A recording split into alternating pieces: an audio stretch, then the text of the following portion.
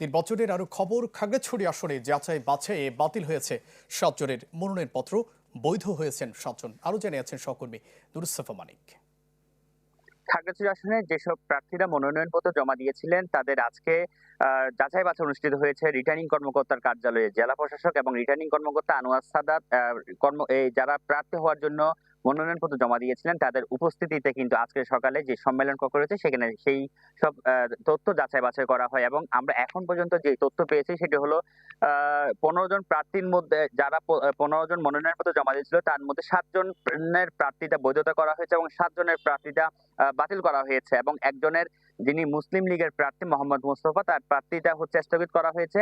দলীয় সভাপতি স্বাক্ষর না থাকায় দলীয় মনোনয়নে সেটি স্থগিত করা হয়েছে এবং বলা হয়েছে নির্বাচন কমিশনের মাধ্যমে যদি সেটি সংশোধন করে আনা দেওয়া হয় কিংবা সঠিক তথ্য দেওয়া হয় তবে তার প্রার্থীদের বিষয়ে সিদ্ধান্ত নেওয়া হবে বলে জানানো হয়েছে।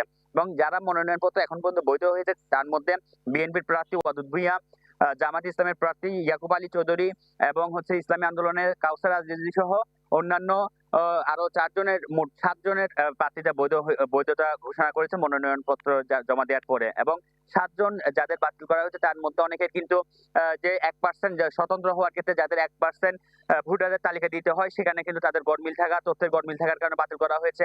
অনেকে ঋণ খেলাপির কারণে, অর্থাৎ গণ অধিকার পরিষদের যিনি প্রার্থী দিনময় ওয়াজা, তার যে ঋণ খেলাপি থাকার কারণে তার প্রার্থীতা বাতিল করা হয়েছে। এবং বাংলাদেশ খেলাফত মজলিসের প্রার্থী আনোয়ারের প্রার্থীতা বাতিল করা হয়েছে। তার মূলত কারণ হচ্ছে তার যে ঋণ আয়কর সংক্রান্ত যে কাগজপত্র সেটি না থাকার কারণে কিন্তু তার মনোনয়নপত্র বাতিল করা হয়েছে। সবকিছু মিলিয়ে এখন পর্যন্ত আমরা যে তথ্য পেয়েছি সেটি হলো খাগড়াছড়িতে 15 জন যে মনোনয়নপত্র জমা দিয়েছিলেন তার মধ্যে 7 জনের প্রার্থীতা বৈধতা ঘোষণা করা হয়েছে এবং 7 জনের প্রার্থীতা বাতিল হয়েছে এবং একজনকে স্থগিত করা হয়েছে।